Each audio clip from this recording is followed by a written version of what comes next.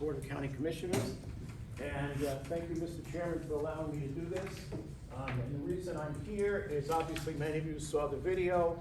I'm not here to offer apologies for the video, but I am here to try and explain, because certain things have changed since the video was made. That video, by the way, was done last July, a year ago this month, and it was approximately 1 month after the primary election.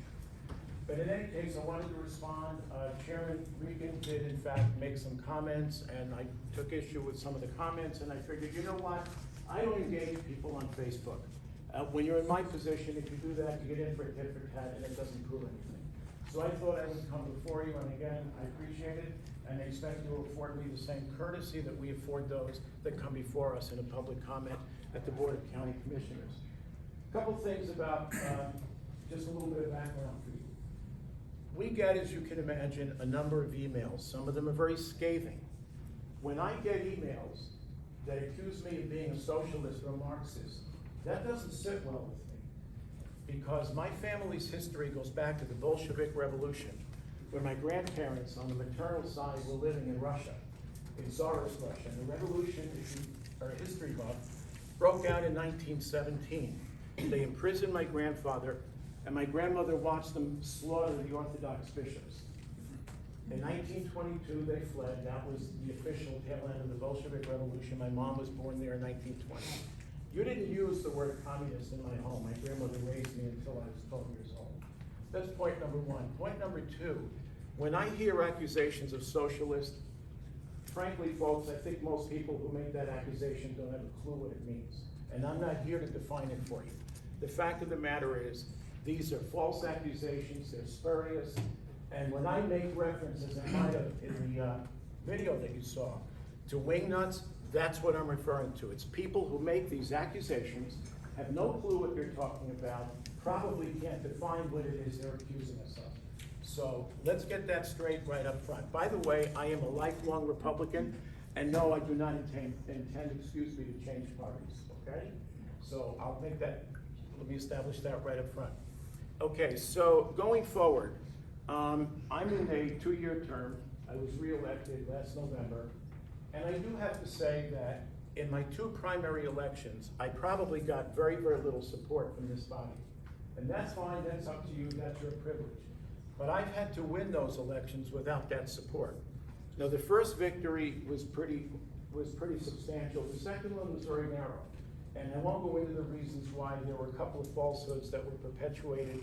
But because COVID was active, we didn't have any debates. We had no venues, so I had no real-time effort to try to rebut those. But we had to do it, obviously, via mail. And so the Democrats probably weighed in somewhat in that election. Now, what's very interesting, and you might want to bear this in mind, if you go back to the May 20 primary, now let's go back to March, presidential, there were approximately 8,900 Democratic votes cast. Fast forward to March 10th, local primary, I guess it was June. I'm sorry, by March 10th, they had to re-register, so it was June. That count dropped to 7,000. What happened? Well, we don't really know, but my speculation is that some of those votes came over to the Republican side. Now, bear in mind that there are a number of Democrats that are registered and have been registered as Republicans for a long time, because they realize they can't elect a Democrat. So why not at least get involved in a Republican election where they can have a voice? And I suspect there was some of that occurred. Now let me explain something about our job, because some of you might not be aware. People will say, you're supposed to be my representative. Wrong. That gentleman is your representative, Ron Mendive. We actually act as administrators for the state. You elect us to run the county. And we operate across 3 levels. Administrative, that is to say organization, budgets, things of that nature. Legislative, we do pass laws. We just did one waterways ordinance. And quasi-judicial. Now, quasi-judicial means we act as judges for those cases that come before us. And they could be land use, they're typically land use, zone change, major subdivision approvals. So our behavior has to be precisely as a judge. You can't go out and look at the property unless we do it under a certain protocol or whatever. So we act as judges. So picture the federal government, but it's rolled into a body of 3 people. And that's what we do. So our job is very different from legislators. Legislators go, they legislate. That is their singular purpose. And by the way, the laws they pass, signed by the governor, determine what we can and cannot do. So let me try to get into some of the items here, if I may. So those Democrats that I urged or maybe coached or whatever and said, yeah, you need to vote in the Republican primary, it's simply because they're not going to elect their own. So why can't they have a voice? Point number 1. Point number 2, they are my constituents. I work for everyone. I may have run as a Republican, but when I'm in office, I don't think as a Republican, I don't think as a Democrat. Because I have laws, I have facts, and I have to make decisions. And by the way, we will typically run about 400 board meetings a year. Some of the votes we take, most of the votes we take, tend to be unanimous, and they tend to be pretty routine in nature. Some of them are more serious. So let me back up. I did make a comment earlier that I had to win those 2 primary elections, really with almost no support from here. How many of you remember the opt-out of the building codes? Okay, some of you are new and, okay. Anyway, going back a couple of years, it was actually the spring of 2018. My 2 former commissioners, I dissented, decided that we didn't need mandatory building codes in Kootenai County. Instead, you could choose to opt out, which means you didn't have to get a formal permit, you didn't have to pay the permit fees. The only thing that was required is that you get a location permit that shows where you're physically locating the property. And incidentally, you also didn't have to get inspections. Also fine. A couple of months later, I dissented in that vote. It was a 2-to-1 vote. A couple of months later, that was the primary. They were both defeated. And I'm not saying it was necessarily because of that, but it probably contributed. And so a year later, I was able to get a second vote, and we reversed it. So the codes are now once again mandatory in Kootenai County.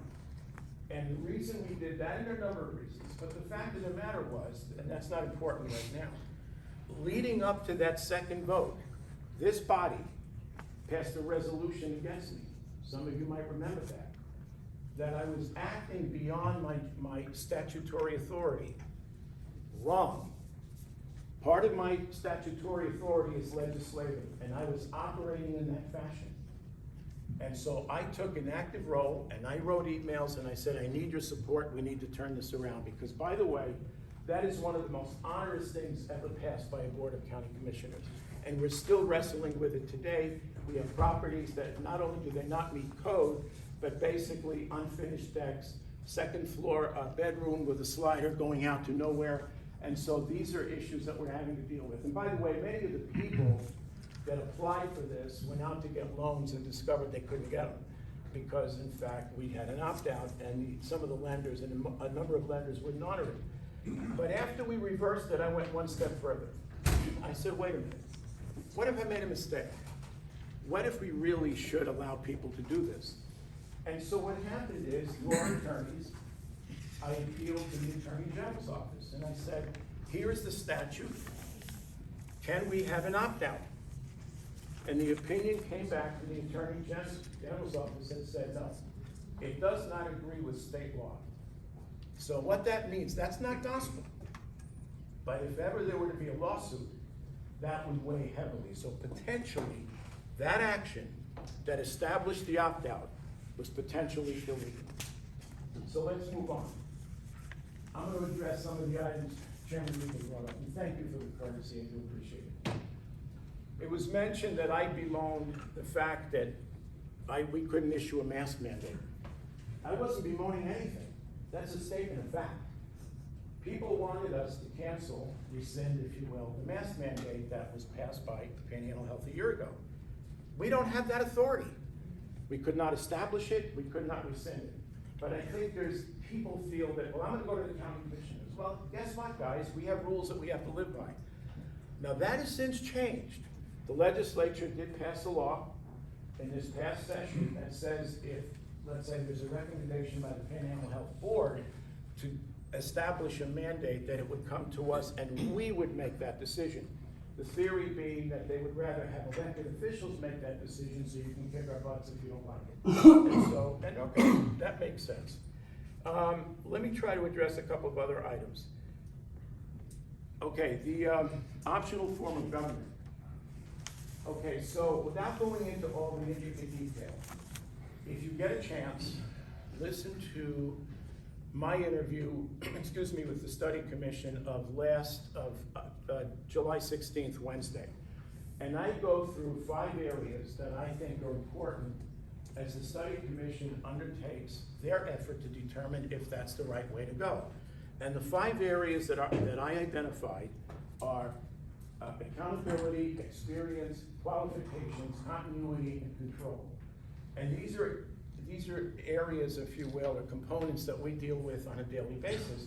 And my recommendation is when you go through your analysis, go look at all these areas and look at them in detail and then make your conclusion. Now, in the final analysis, whatever they conclude, I will support. So if they conclude that, leave it alone. 3, that's it, that's what you get, business as usual, I'm fine. If they in turn come out and say, no, you're going to 5, it's part-time, you're gonna have a full-time administrator, I support it. Here's the sticking point, and it's no surprise to any of you. Sheriff and prosecutor, primarily sheriff. They can structure this any way they want. The sheriff can be elected, the sheriff can be hired. Same with the prosecutor. My guess is that they will probably recommend that the sheriff and the prosecutor remain elected for different reasons. For the other 4, because they're a total of 6 besides our 3, besides we 3 county commissioners, they might in fact recommend that they be hired. Whatever it is, I will support it. If there's no change, there's no change, it's business as usual. If there's a change, ultimately, we support it. We, the board, we decide whether it goes to the voters. I will put it to the voters. That is a promise. So you get the final say. If you don't like it, you turn it down. If you like it, you vote it, we implement it. And if you ever get a chance, and it's rather lengthy, Idaho Code goes into the optional form of government in great detail. It was written back in the mid-90s. I don't know what prompted it, I couldn't tell you that, but it's actually quite lengthy, quite detailed is probably a better explanation. And it goes through and it explains just what it is, the different forms, how to implement, how even to transition to those forms. You know, what happens to those who are currently elected? Do they finish their term? How will they replace? And so that's what the study commission is looking at. They have a maximum of 1 year to produce the analysis. Once they produce their result, it comes out as a recommendation. 30 days later, they're disbanded. And then eventually, if there is a change, it goes to you, the voters, you decide. And that's the bottom line, okay? Just a couple of other areas. I know you guys are busy, plus I have company at home, son and daughter-in-law. Anyway, okay, let's see. Second Amendment. When I did the video, the question of the Second Amendment sanctuary was not present. That didn't come before us, so to speak, until several months ago. And in any case, I have a very simple position when it comes to the Second Amendment. It's enshrined in the Constitution. I believe it. I own guns. I do not believe in sanctuaries. I don't believe in an illegal alien sanctuary, and I don't believe in a Second Amendment sanctuary. But specifically with regard to the Second Amendment, a few things. Number 1, it's symbolic. It means nothing. Number 2, potentially opens up the county to fugitives who might decide to hide out here, and that creates a law enforcement problem. And number 3, hold on. Number 3, and they may not actually be people who are already suspected of crimes. We might not know that. And point number 3, when we discussed it, and by the way, all our meetings are open, the sheriff said, I would rather you spend your time on other things. And so we did. And that's my position. You have your Second Amendment, it's enshrined in the Constitution, end of story. Orange County. I'm going to offend some people here, but don't feel bad. I take a lot of crap from being from New York. And so it is actually fairly documented and widely known that we have a large contingent of people that have emigrated or relocated from Southern California. Well, Orange County is considered the most conservative county within the state of California. And we get a fair amount of those transplants. We get a fair amount of ex-law enforcement, not necessarily a bad idea. But what has happened is, and this has been noted in other parts of the state, is that when these people move here, they have been so oppressed, if you will, that they move here and in many cases believe they're coming into a free-for-all. In fact, during one of the opt-out hearings, as people came forward, this was the building code opt-out, and were testifying, they would say, well, I left the occupied zone. And at one point I said, excuse me, but you didn't come to a free-for-all. I get it, you were oppressed, well, guess what, I was too. But the fact of the matter is, we have laws, we have rules. If we're Republicans and we believe in the rule of law, it's the rule of law. Anyway, what else? I guess there's one final item, and I think that relates to county zoning. And when we talk about county zoning, and this is where Chairman Regan and I may have a disagreement. During the ill-fated ULUC, I don't know how many of you remember that, that's the Uniform Land Use Code, very, very controversial, that occurred about 9 or 10 years ago. There was a recommendation that the county become one zone. If the county becomes one zone, if we don't have the various zones that we have today, anything goes in that zone. So you can have your home, you're situated on 5 acres, your neighbor decides he or she is gonna basically convert their 5 acres into 10 lots. And it could be commercial, you could have a gas station, you could have a rock quarry. Basically, there is no protection, there's no uniformity, the whole county is opened up to essentially anything goes. And that's something that I've been opposed to. There's one other thing that goes along with that, and I think this is something, Jeff, you can relate to, where we disagreed. When we updated our comprehensive plan back in the fall, this is the land use comprehensive plan, every county is required to have one and revisit it every so often. And actually, Chairman Regan, I think you like ultimately what we did with that.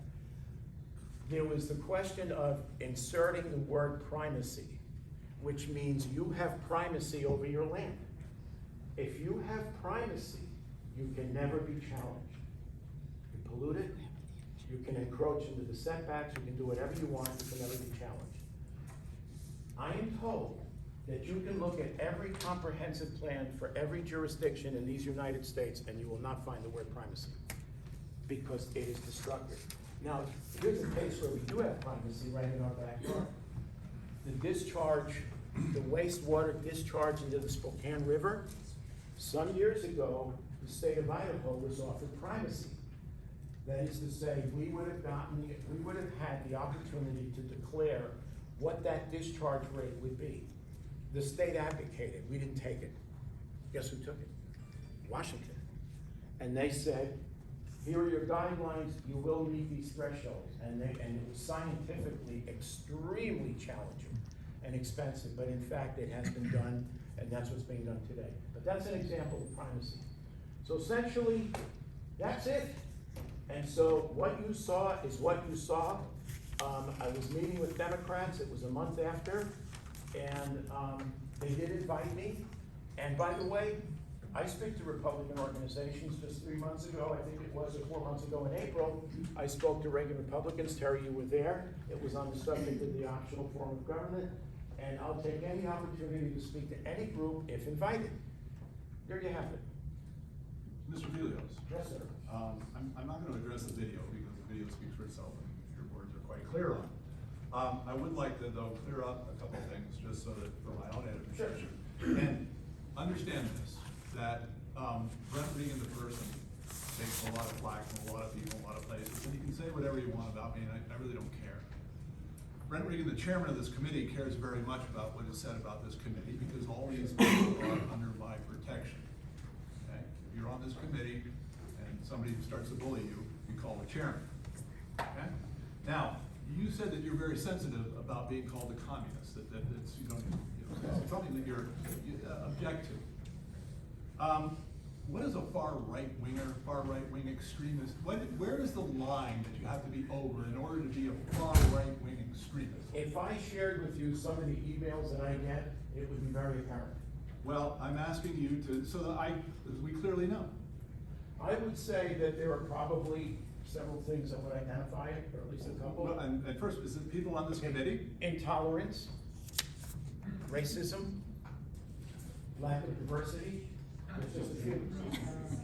And that, no, that's, and how severe does that have to be before you're a right wing? I mean, if you're Republican, and we have a Republican platform, which we all pretty much agree with, I think, those things are handled in there. So you're saying that there's people on this committee that don't abide by the platform, or that we're racist or extremist or intolerant? I had never made that statement. Now, I believe there are people on the committee that have strong libertarian leanings. So if I'm called a rhino, for example, am I the rhino or is the libertarian the rhino? That becomes a question. But as far as your membership is concerned, I don't know. I can't comment. Well, I mean, the far right thing is a relative term. If I'm on the left side of the room, that side's the right side. If I'm on the right side of the room, that side's the left side, okay? So having this saying, well, you're a far right-wing extremist is something that, well, every left-wing extremist would say by nature, okay? So you can see how when somebody calls us racist or intolerant or all that, we would think that that person is way on the left. Absolutely. Would you not? Okay, is that reasonable? Very good. And we do have left-wing extremists now- too, we just don't happen to have that many of them in this community. Well, now we do have a process in our election system, right? And that is the various parties, Republican, Democrat, Constitution, Libertarian, get together and we vote on our candidates who we're gonna have in the primary. The person that wins the primary will go on in the general election.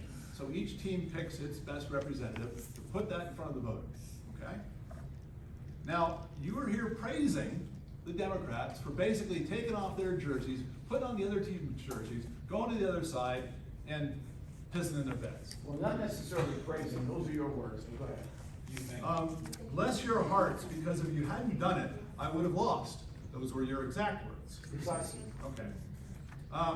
And you went on to say, stop voting for Democrats in the May primary because they're not going to win anyway, so shift your vote to Republicans, get moderates in there, and that's where you begin to make the change, and then some Republicans actually eventually will start to cross over and vote for Democrats. Okay? Now, those are your exact words. I transcribed them on the video. You can watch the video and see. Okay? So basically, you're telling them to cheat. No. I'll tell you what I am telling you. The reality of my job is that you can call it partisan, but it's truly non-partisan. And what I'm saying is, if you're gonna come into, hold on, you asked a question, I'm gonna respond to you. If you're gonna do this job, and you're gonna attempt it from a partisan perspective, you're gonna have difficulty, and that's where I'm coming from. And this video is exclusively about political strategies. No. Not exclusively. You talk extensively